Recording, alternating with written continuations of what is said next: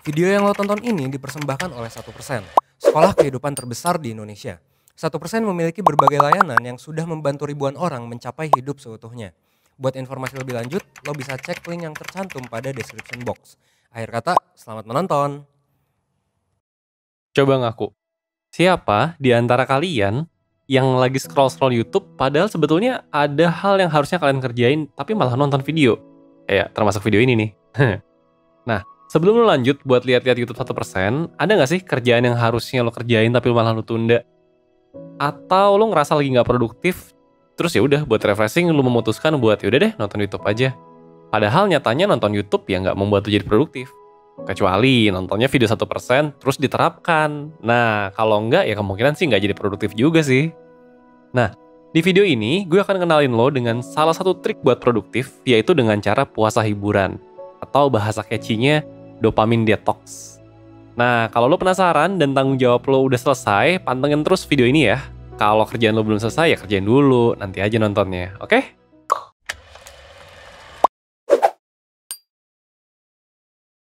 Di zaman sekarang yang apa-apa serba instan, gampang banget buat kita untuk mendapatkan apa yang kita mau. Contoh nih, lapar, ya udah lu tinggal pesen GoFood aja. Lu pengen belanja, ya tinggal buka aplikasi commerce di handphone lo. Pengen nonton video, ya tinggal buka YouTube, buka Netflix gitu kan. Nah, begitu juga dengan kebahagiaan. Semua tuh jadi serba instan. Contoh nih, lu lagi stres, lagi ngerjain sesuatu nih, lu ngerasa capek, terus bosen. Akhirnya ya lu akan otomatis buka handphone, terus lu cari tuh kebahagiaan instan di sosial media. Dalam 1 menit lo udah ngeliat meme, lo ngeliat kehidupan orang lain, lo ngeliat tweet-tweet lucu. Nah, setelah itu tiba-tiba lo nggak sadar, lo tuh udah ngabisin banyak waktu, dan itu cuma buat hal-hal tadi tuh. Kesenangan-kesenangan kecil sesaat, terus lo malah mengabaikan kerjaan lo. Nah, kebiasaan impulsif kayak gini, kalau dibiarin terus, efek jangka panjangnya bakal nggak sehat. Kenapa? Karena perilaku impulsif, kayak contoh-contoh tadi, kalau dibiarkan bisa menciptakan masalah, bahkan bisa sampai menghasilkan kecanduan. Lo akan kehilangan konsentrasi dan motivasi. Lama-lama nih, lo akan terus-terusan terjebak dalam prokrastinasi. Dan ujung-ujungnya lo burn out. Padahal, ya, lo belum produktif-produktif amat gitu. Untuk ngatasin masalah ini, ada salah satu life hack psikologi yang lagi rame banget di Silicon Valley. Salah satu area korporat terbesar di Amerika. Mereka menyebutnya sebagai dopamine detox. Apa sih dopamine detox itu? Nah oke, pertama-tama gue mesti kasih tau dulu apa sih dopamine itu. Nah, dopamin ini itu biasa disebut sebagai hormon kebahagiaan. Dopamin ini perannya penting buat manusia. Hormon ini ngebantu kita untuk fokus, untuk struggle, dan juga menemukan sesuatu yang menarik. Yang pastinya juga membuat kita untuk senang. Tapi, terlalu sedikit atau terlalu banyaknya produksi dopamin juga efeknya nggak baik buat kita. Nah, kalau di detox, ya berarti kita ngilangin dopamin. Bahaya dong. Nah, nggak gitu. Dopamin detox ini nggak secara harafiah artinya nge-flush semua dopamin di otak lo juga gitu. Dopamin detox ini sebenarnya lebih kayak ngeriset sistem otak lo.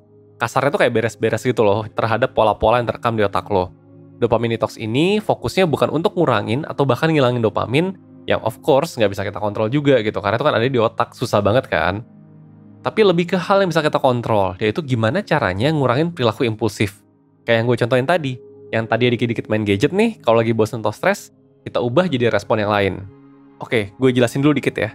Kenapa sih perilaku impulsif buat mencari kesenangan instan itu buruk gitu? Contohnya gini nih, lu lagi sibuk nih, stres dong. Nah, emosi lu jadi nggak happy dong. Normalnya, gimana sih caranya biar stres lu tuh hilang? Ya lu beresin tuh hal yang bikin lu sibuk. Sampai selesai, jadi stres lu hilang dan lu jadi happy. Bener nggak? Ya bener dong. Nah, tapi kalau lu sampai sibuk, berarti kan yang lu kerjain tuh butuh effort besar nih, biar bisa selesai. Artinya, kalau lo ngejar kerjaan lo sampai selesai, baru lo bisa happy, ya lama dong. Tapi coba deh, lo browsing Instagram. Langsung happy nggak emosi lo? Ya langsung dong. Perlu effort nggak? Ya enggak. Cepet nggak? Cepet. Nah, kalau gini ceritanya, otak lo tuh jadi belajar bahwa setiap kali lo merasa stres, selalu ada cara mudah buat ngilangin itu. Meskipun ya cuma sejenak. Kenapa? Ya karena masalah lo nggak beneran selesai.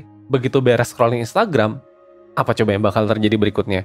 Lu bakal sadar bahwa kerjaan lu tuh belum ada progresnya sama sekali. Dan waktu lu udah ngurang sekian menit karena scrolling Instagram. Makin stres gak lo? Ya makin stres.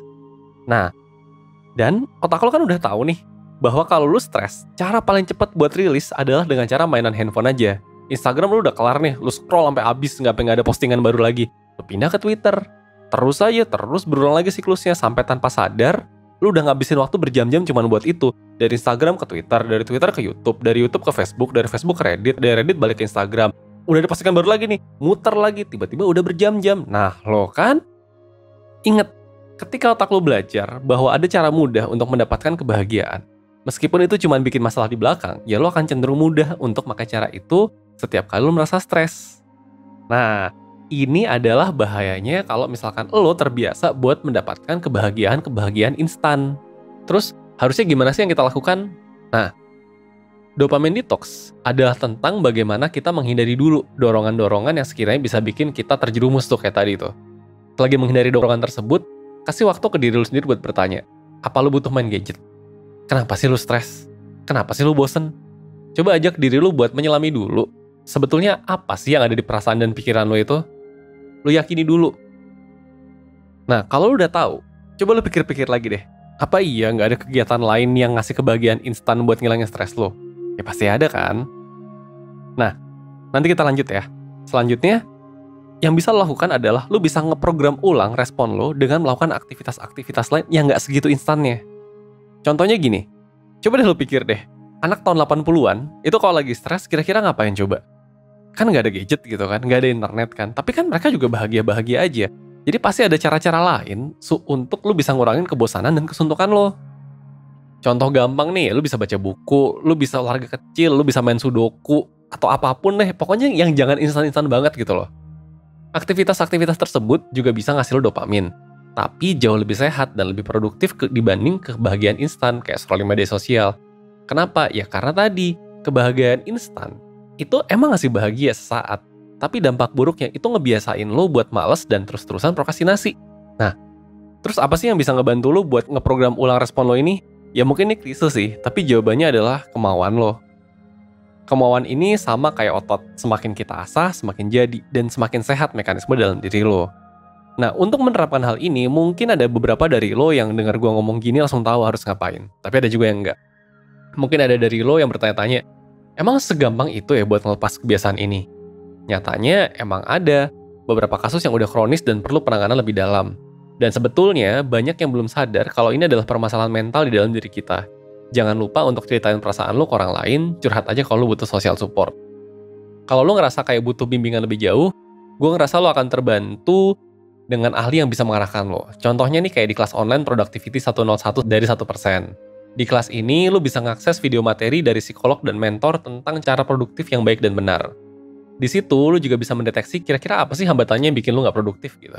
Selain itu, lu juga bisa ngedapetin worksheet yang bisa lu download buat ngebantu berkembang lebih jauh meskipun kelasnya udah selesai.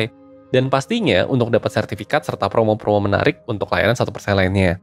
Nah, dari situ gue harap proses ini lu bisa menemukan apa sebenarnya yang bisa lu kembangin dari diri lu. Untuk info lengkapnya lu bisa cek di deskripsi video. Akhir kata, gue mau mengingatkan kembali. Ingat, ketika otak lu tahu bahwa ada cara gampang untuk lari dari stres lu akan terbiasa melakukan itu. Jadi, cara paling benar adalah hindari cara-cara gampang, beresin masalah lo.